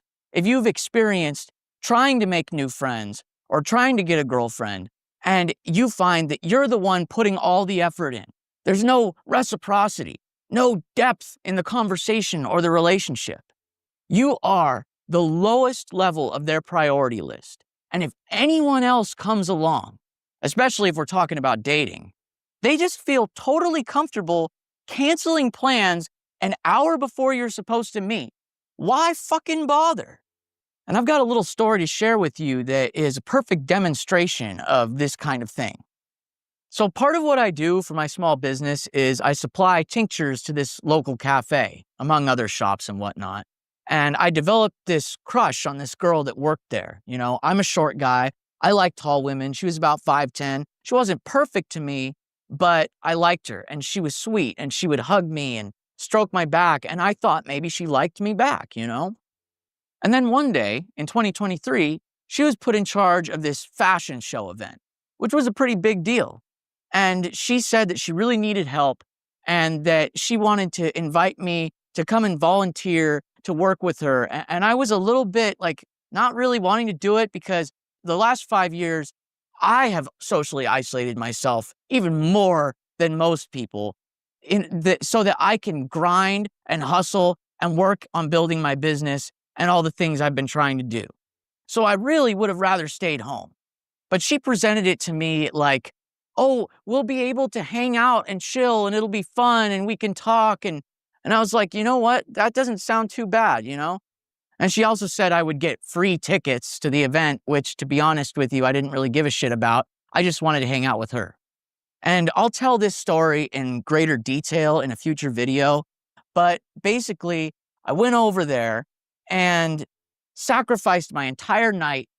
Meanwhile, I only saw this girl like 3 or 4 times throughout the whole 4-hour event. So instead of spending the time hanging out with her and socializing while working like she said it would be, here I am working my ass off by myself, talking to random men that I barely know, hauling stuff back and forth. Meanwhile, I'm seeing all these beautiful models walk around, and they were really something. And of course, the majority of these female models all had their boyfriends with them as male models. So all I was the low-class help. Meanwhile, I get to see other men getting all the attention from everyone. Hundreds of people started showing up, every single one of them a couple. And here I am, the one single man, all alone. And I started getting real depressed. So the show had an intermission. And during the intermission, I walked downstairs and the girl who invited me saw me. And, you know, she's wearing this beautiful 1920s style gown, which I had tried to compliment her on earlier, and she had actually ignored me. And she says, "Hey, Chadlet Maxing, how are you enjoying the event?" And I was honest with her. I tell her, you know, to be honest with you, I'm pretty disappointed. I'm starting to get pretty depressed, seeing all these couples everywhere. And as I was about to tell her that I was going to leave, before I even finished my sentence, somebody else walks by and she turns and says, "Hey, blah, blah, blah, blah." And then they get into a conversation. She gives them a hug. And I'm just standing there like, yeah, this is why I'm leaving. And she had the gall to try and invite me to do the same thing again next year. You know, it feels like after the lockdowns ended and things opened back up, there was a sort of renaissance of everyone wanting to go out and experience living their social life again. And then, as the economy continued to crumble, prices continued to go out of control, people stopped wanting to go out to these events. And this very same economic decline that's led to the collapse of these third spaces is also the very same reason why people's dreams are being crushed left and right. People's hopes for the future dying. It used to be that you could have a work-life balance, but in the last few years, going the extra mile has become the bare minimum. More people than ever are having to work multiple jobs or pick up side hustles. And as a result, as of 2026, more people than ever are burned out and emotionally unstable. And I'll be the first to admit that describes me. And I've talked about it in multiple videos. First, in my video about the anxiety of being a 29-year-old failure, and next in my video about burnout. So check those out. I'll put a link in the description. But you see, in 2020, when people were sent to work from home and we were spending more time alone than ever, we were all gathering on the internet and seeing the opportunities that we had to escape the matrix, escape the 9-to-5. And there was an explosion of entrepreneurship, and I was a part of that. More young people than ever were starting small businesses. And there was this sense of hope that we might be able to escape the monotony of menial life. But unfortunately, it was all built on a lie, because people were spending money left and right due to stimulus handouts and the fact that they hadn't maxed out on their credit cards yet. Fast forward a couple years, and cost of living has gone up so much that those side hustles were no longer a way to get ahead. It was now a basic necessity for survival. You had to work twice as long just to have the same purchasing power that we had in 2019. By 2021, 2022, there was an epidemic of quiet quitting, and I was a part of this. Everyone started realizing that the only thing that happens when you go above and beyond to try and prove yourself and get promotions and get a raise or whatever, all that does is establish that high level of intense effort as the baseline expectation from upper management. And unfortunately, there is a disconnect between what we were taught and the reality, because we would come to find out the hard way. That system of our effort being proportional to our reward is a thing of the past. And once we realize that, we just want to kick back and give up. If you stand out, all it does is put a target on your back. People see you and how ambitious you are and how hard you're trying to rise through the ranks, and they see you as a threat. So when I was working from home, I started putting the bare minimum into my regular job and maximum effort into my side hustle. And by the time I was let go, I had all of this excitement and optimism about where life would take me. And a lot of other people did too. But here we are, a few years down the road, and the percentage of people that have succeeded is minuscule. These online opportunities that seemed so abundant a few years ago are drying up, and people are tired. They're exhausted. They're burned out. Because I know firsthand, and I've seen it in others too, the result of this burnout manifests in fatigue, short tempers, and emotional outbursts. Your brain no longer works the way it did before. And now even the most basic chore or task is like sucking it all out of you. People are starting to give up. We're tired, we're exhausted, and that's why we're seeing the rise of LDAR, lay down and rot. Because to be honest with you, that's what I'd like to do. And this mass burnout epidemic in young people has bred emotional instability and withdrawal, further withdrawal. We are staying home more than ever, not just because it's too expensive, not just because we don't have time, not just out of social anxiety, but out of sheer exhaustion and bad experiences with people.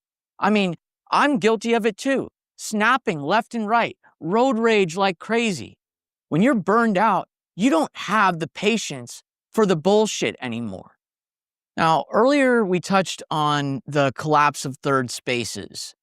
I don't know about you, but I find it awfully suspicious how much these tech companies and social media companies have benefited from all of the events that have occurred since 2020. Social media has replaced these physical locations, these locations that provided opportunities for small businesses to succeed and thrive in the community. It's now all been consolidated in a series of just a few massive corporations that now control your access to these third places. And they hold all the cards. The power imbalance is unimaginable. You're completely at their mercy, and they know this.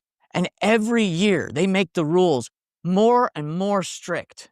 And as a result, we all have to live in continuous paranoia and fear that we're going to make one wrong move and be completely isolated from the outside world. And these corporations are responsible for dividing people into 1,000 different alternate realities and views of how the world is. There is no one objective truth anymore. You know, it's funny how much people will espouse the importance of tolerance in today's day and age. But I have never seen people be less tolerant in my entire life, less tolerant of what actually matters, the type of diversity that actually matters, and that is the diversity of ideas. You get in one disagreement, and they either block you or never talk to you again. And I've experienced this myself with people that I thought were real, that I thought were genuine and not like the rest. And I already said things since 2020 kicked into high gear, but things kicked into maximum high gear in the last year with the mass adoption of artificial intelligence. The first and most damaging to me personally comes in the form of social media companies replacing their human moderation systems with AI moderation systems. And all of a sudden, the same thing that you were able to say or talk about or post about 1 month before in 2024 got you banned in January of 2025. And it happened to me myself on Instagram. I had pictures up from years ago of tinctures that I had been selling that are perfectly legal, and it got taken down for illegal activities.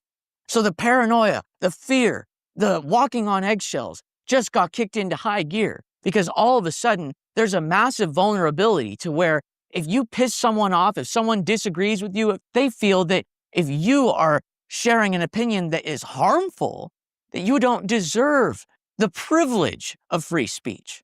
And they will take it into their hands and take it away from you by weaponizing this faulty report system, abusing it, knowing that there's no human that will ever look at it. So now you can trust your fellow human being even less. And this faulty system that accuses people of things they didn't do left, right, and center, these increasingly strict terms of service are a massive reason why the opportunities that we had 5, 6, 7, 8, 9, 10 years ago are scarcer than ever. All of a sudden, what was okay 2, 3, 4 years ago is considered hate speech now. Of course, it's far more extreme if you look at how edgy people were back in 2016, and I just made a video about that. I'll put that in the description as well. But because people used to have so much more freedom to post what they wanted to, you could share your worldview without worrying about getting shut down or silenced or suppressed. That's another thing that the AI revolution has propagated across the internet. You could literally follow all the rules and do everything right. But if the people who run that social media company have set the AI to suppress content that discusses that particular topic, you're fucked. And to further divide people and push us all into literal false separate realities, you see these videos of protesters or federal agents doing or saying things that literally never happened, generated by Sora AI that look almost real. And they are convincing people to be further radicalized and pushed toward their extreme fringed view of the world. Fake videos are already being used to smear and manipulate the population. If there has ever been anything that was a threat to democracy, it's that. And it further erodes the trust we have for each other and our ability to decipher what is and isn't truth. We'll catch up. There is We no got that truth door working, anymore. too. everyone has their own truth. And all these different niches and groups of people that you try to have some social connection with somebody, some camaraderie, whether they be activist circles, hobby groups, or even friend groups. Because they all have their own version of the truth and reality, they all have a core belief system that you have to conform to. There is no room for nuance. And if you deviate even slightly, you're cast out. Before, I would say 2017, you used to be able to agree to disagree with people. Now, it's exile, even among family members. I once had one of my only loved ones call me a piece of shit and threaten to disown me just because I voted the wrong way. And if you think these ideological divisions make joining communities and groups and forming friendships difficult, it is nothing compared to how difficult it has made dating. Unless you're either 6'6" or you hold all the right opinions or both, finding a woman who's tolerant enough to accept the fact that you differ in ideological viewpoints is going to be like finding a poppy seed in a toilet bowl. And I would argue that women have changed far more in the last 8 years than men have changed. Men and women overall have never been more different from each other. Women have never been further left, and men have never been further right. But overall, as a result of these dating apps, women have never had more negotiating power over men.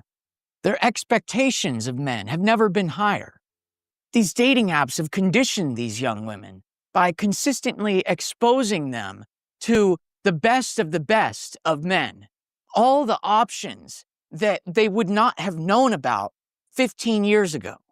And unless you're in that top 1% category of men, you aren't even on their radar. And ever since the 2016 election, this problem has gotten worse. And I remember in the late 2010s noticing on these dating apps that basically 95% of these girls all said liberal on their political thing, and about 5 to 10% of them would say to swipe left if you disagreed with their ideology. Now, personally, I would never reject a woman just because we didn't agree on politics, but that just goes to show how much power they believe they have. But in the last 5 years, that problem has skyrocketed. And even if you are attractive enough to get their attention, you as a man are expected to pay for literally everything. And this same out-of-date cultural expectation still applies if the woman makes more than you.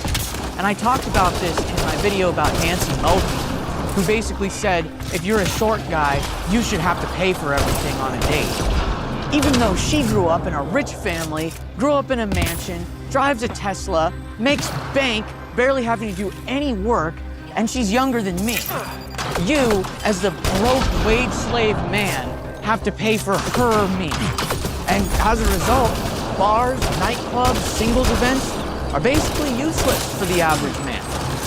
Unless you're one of the 3 6.5-foot tall rich chads in the nightclub, you're not going to be anything other than a free drink dispenser and meal ticket. And as a result of this increasingly competitive environment, it's driven male friends further apart as well. Because if we ever do go out together, or you ever are in a situation where it's a mixed gender kind of deal, the entire atmosphere changes. Because now, all of a sudden, you're no longer there to connect. You're there to compete. But not only do the women at bars and nightclubs ignore anyone under 6 foot, not only are the drinks and food overpriced and no longer affordable, but you as a single male, and I've experienced this myself, you will be discriminated against. Bouncers will hassle you. You'll be seen as a potential school shooter. You'll get cut off at 3 drinks. And unless you're Chad, approaching or even looking at so much as one woman who's not interested in you could be enough to get you accused of harassment and kicked out of the establishment or even banned. Nightclubs and bars are now a rigged game. It's no wonder most men are opting out. That's the smart thing to do. As much as we complain about abandoning third spaces and letting them collapse, if all they're doing is exploiting us, well, then they deserve to fail. Another factor I've noticed that's contributed to this epidemic of social isolation that's led to people changing the way they have is how scattered people who were once close have become. More than ever before, lifelong friends and families are scattering across the country and across the world to try and seek out more affordable living situations, to try and find work. And unfortunately, this economic reality has led to the breakdown of support networks. If your family still has family gatherings and family reunions, you should actually count yourself lucky. I'm actually jealous because my family stopped having gatherings in 2019. That was the last year. Even close family that lives just an hour away is too busy and overworked now when they weren't just 6 years ago. And our aging elders, our matriarchs and patriarchs, the people that used to hold our families together to keep us gathering, they're starting to die off. And there's nobody left to take their place. And this has led to people being much more isolated than they were just a few years ago. Even if we're all still able to stay connected via social media. And as a result, people are lonelier than ever. Yes, people have changed. But let's look at this from the bigger picture. This change didn't start in 2020. It started gradually, about 3 years before that. And then in 2020, that change spiked and accelerated exponentially. Everyone else who's made videos talking about this topic always puts the blame on 2020. And I understand why. But the truth is, 2016 was the last free year. Because that election in the United States changed everything. It was after that that the ideological split began to accelerate. It was after that that men and women started becoming more and more and more different, and the dating market started becoming completely imbalanced. It was after that that free speech started to have its downfall, that corporations and the mainstream media started trying to point fingers at online communities for radicalizing people and the election of fascists. And corporations started clamping down on opinions that were no longer acceptable. Since 2017, we've been divided. Trust in our fellow human being has been replaced with fear and paranoia. And a shared culture that we could bond over was replaced by individualized, targeted content that was only recognizable among a niche group or internet community. Before 2017 and the rise of TikTok, social media went from helping you stay connected with your friends to suppressing the posts of those you follow in favor of algorithmic suggestions or advertisements. Friends have been replaced by followers. No one can handle disagreements anymore. You could risk a life-ruining hit to your reputation because someone who didn't like your opinion labeled you a racist or a fascist or some kind of creep. But look, I'm not trying to make you feel hopeless here. I just want people to know that if you've noticed the way people have changed like I have, that you're not crazy for feeling this way, and you're not alone. So subscribe to my channel for more videos like this one. And if you're interested in hearing more about 2016 and why it was the turning point of global culture and the internet, and what specifically sparked off the decline of the following years, then watch this video right here. Thanks for watching.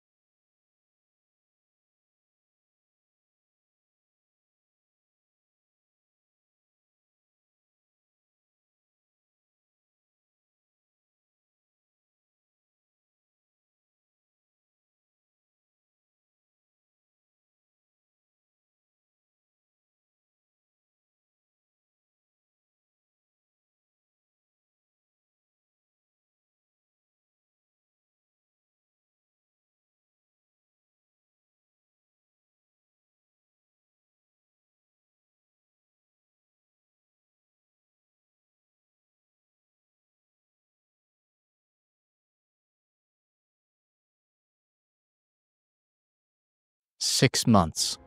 That's how long it took me to scrape together 1,300 subscribers. And then, out of nowhere, a new gen 21-year-old starts a brand new Hype Pill channel, just like mine, makes his first video, and in 1 week, he's already surpassing me. Don't get me wrong, I'm not angry at him.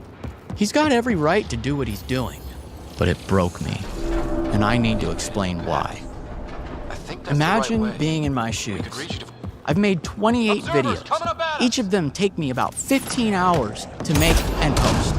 I have turned every aspect of video creation into a minute, precise science. I have 6 years of social media marketing experience under my belt, and all that has culminated into where I'm at right now. My first ever real job was search engine optimization. And since then, I have consistently used that knowledge throughout my life. I'm a published author. I've read countless books on the art of storytelling and marketing. I think strategically about what storytelling techniques to use in what video. I've observed and studied the techniques of storytelling greats like Mr. Ballin. It's been a slow, painful climb. I've had to sacrifice all my free time. I haven't played video games in almost 3 months. I haven't hung out with any friends. That's 6 months of grind and sacrifice. So imagine how I feel when one day, one of my close followers and friends sends me a link to a video and says, "Hey, this new YouTuber is making a channel a lot like yours."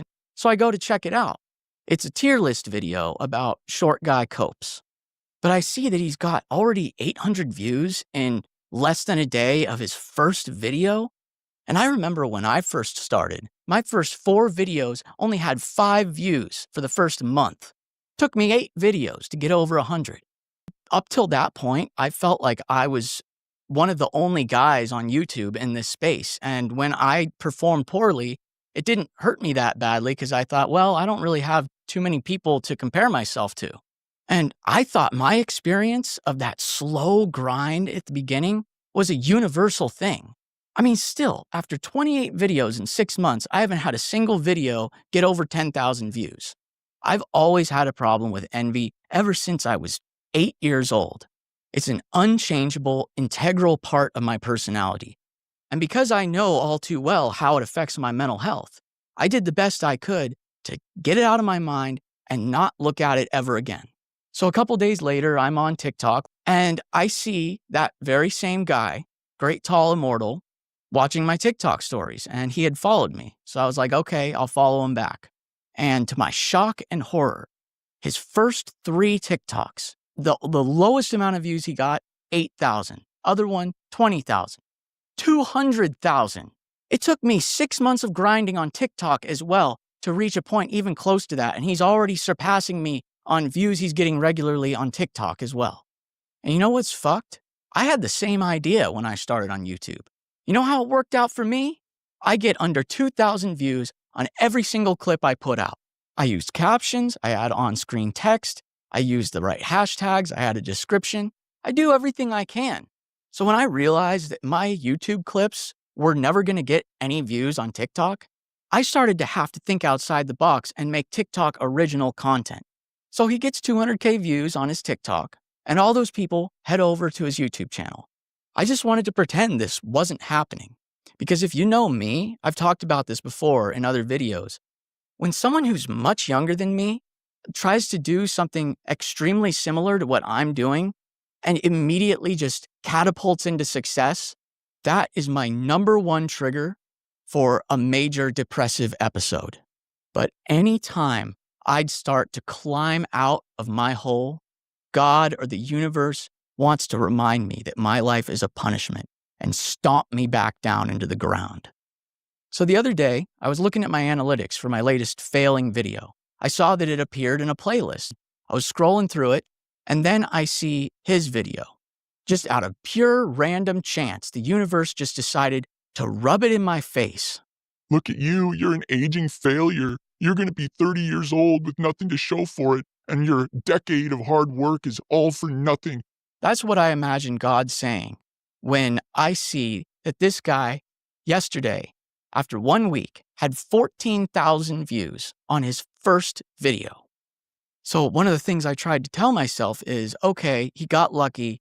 I'm a very unlucky person. I have to work my ass off for every single thing I do, to the point where I've become chronically exhausted and reached the point of burnout.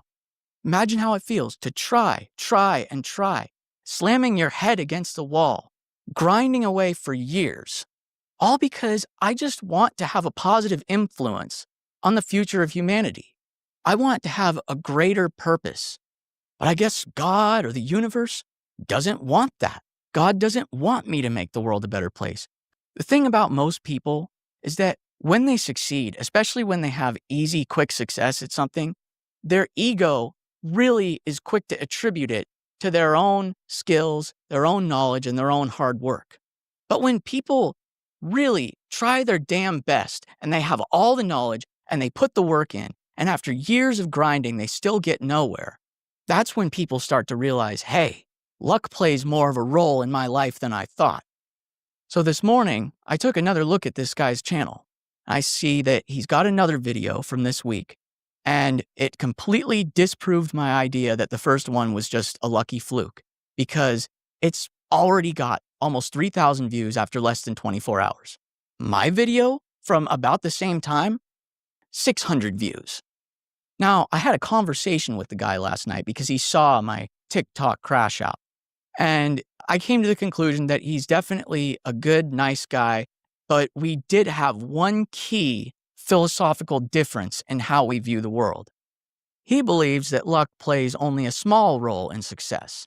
And he told me that the reason that he succeeded so quickly is that he just understands the algorithm more. And a few other people told me that too. They said, you need to study the algorithm more. And I swear to God, like my blood pressure spiked when I read that. For all the people that told me that, because it's just such a slap in the face. I've studied all the algorithms in depth.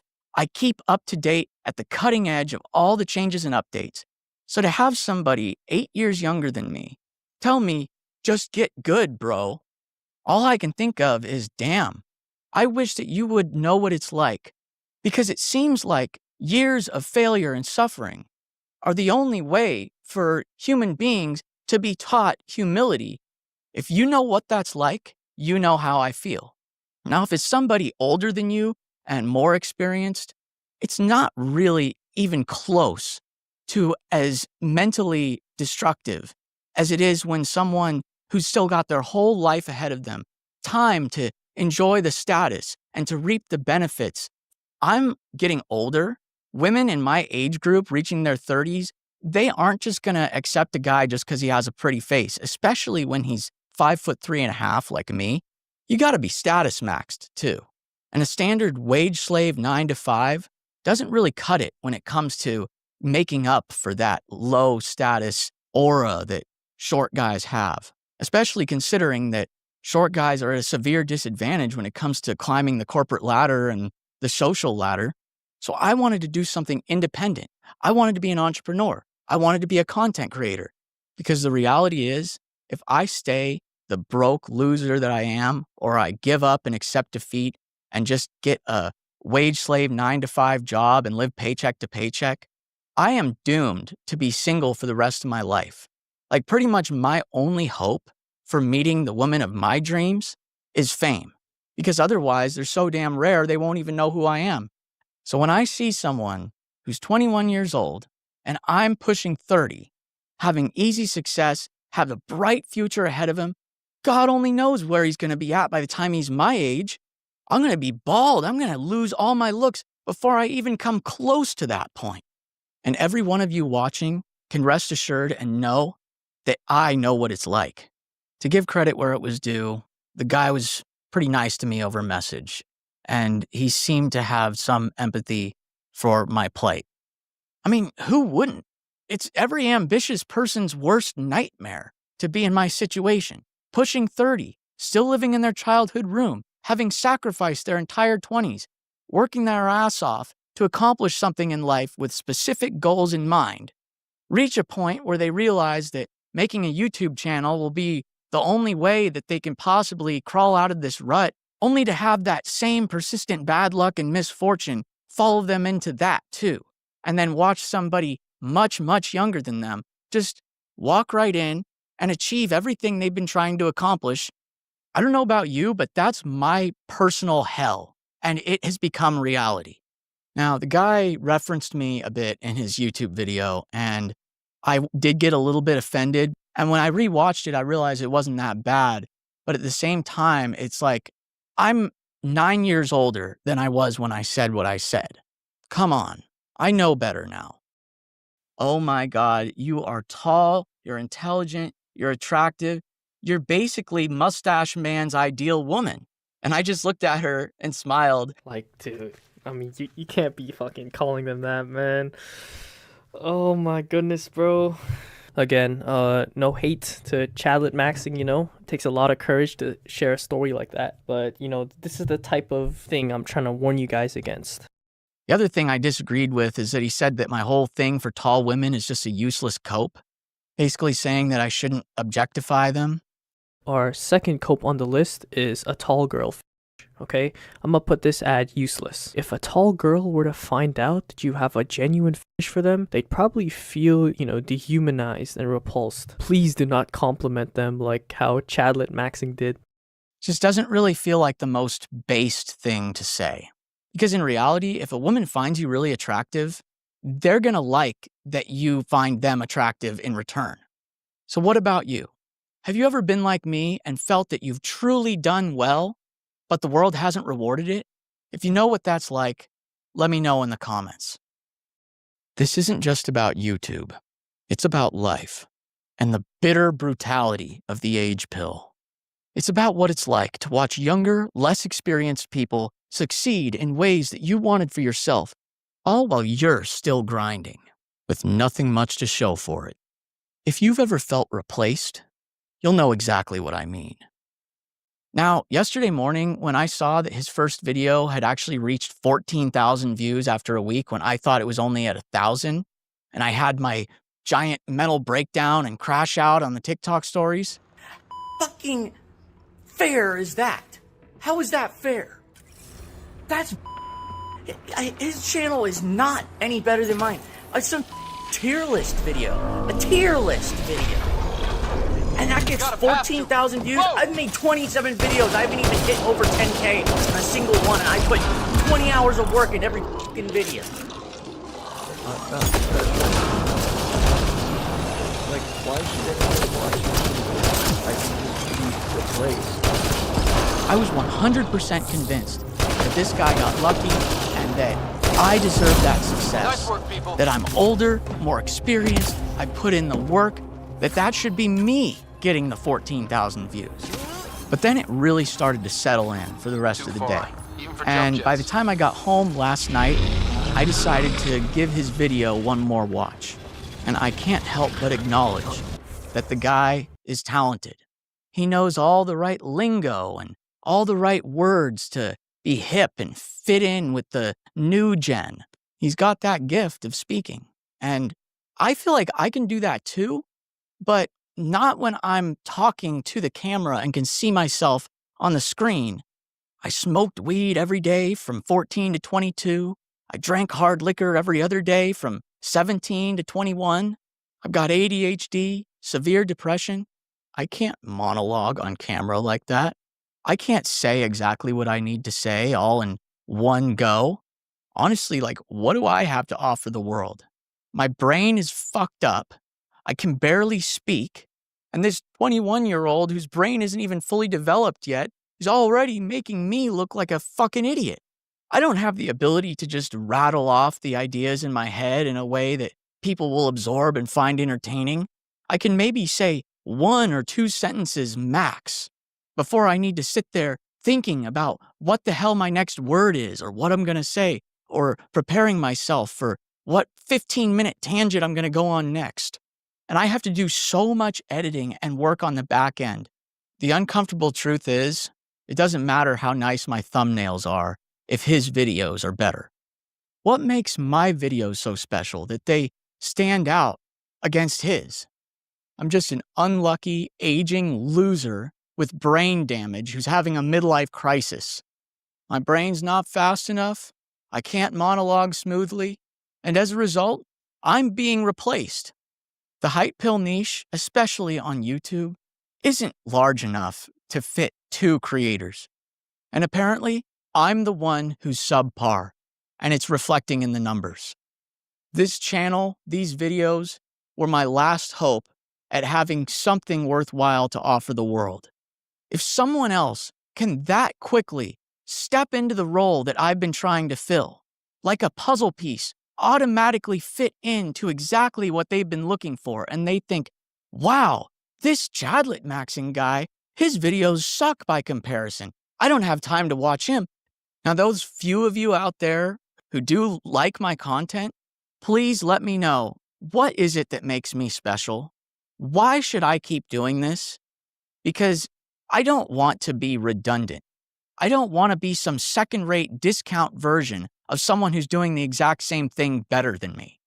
Some people tell me it's my storytelling that makes me stand out. But there's a couple problems with that. First of all, I will eventually run out of stories, probably in just about 6 months. The other problem with that is, I've noticed a pattern in my analytics. The videos that have gotten the most views were not storytelling videos. So if that's what makes me special and stand out, then the only thing I've got is something that people just aren't that interested in. I've slaved away for 6 years at my business. The fruits of my labors are nowhere to be seen.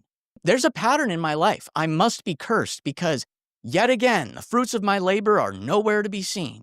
And it wouldn't be so bad if it was like that in isolation. If I just had to exist in that and just be uncertain of whether or not any of my videos would take off in the next year.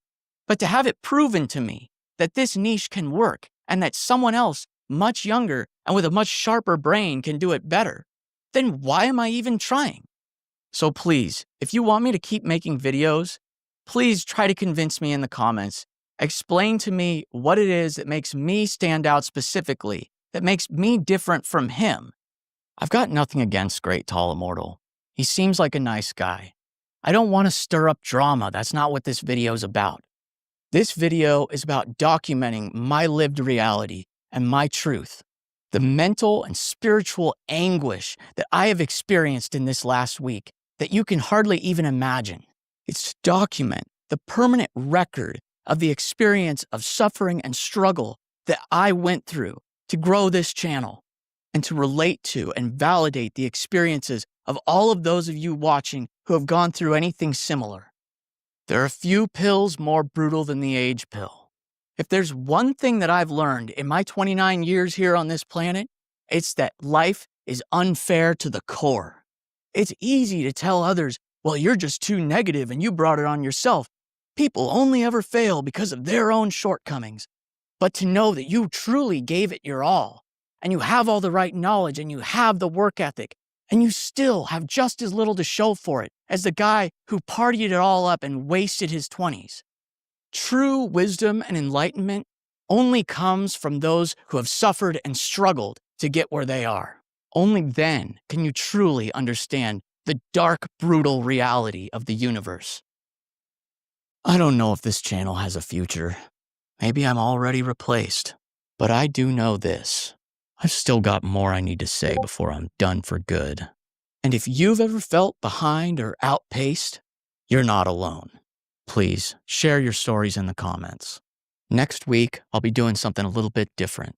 I'll be doing a raw, unedited, full-length real talk video about how it feels to end up a failure at 29 years old, the fear of turning 30, the pressure that the age pill puts on you, my plans for the future, and how to avoid ending up like me.